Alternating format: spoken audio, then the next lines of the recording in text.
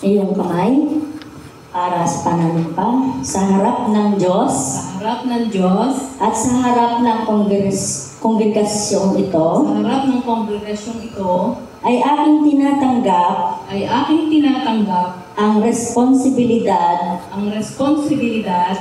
bilang residence pastor ng lokal na kongregasyong ito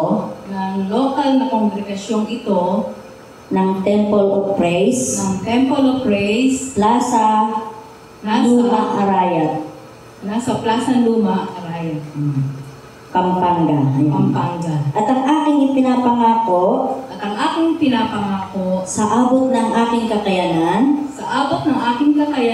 na aking tutuparin ang tungkulin ito ng buong puso at katapatan.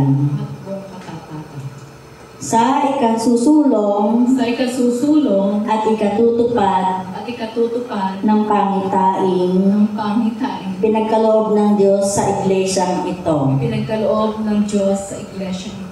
Sumaatin ang Panginoon. Congratulations, Pastora Irene.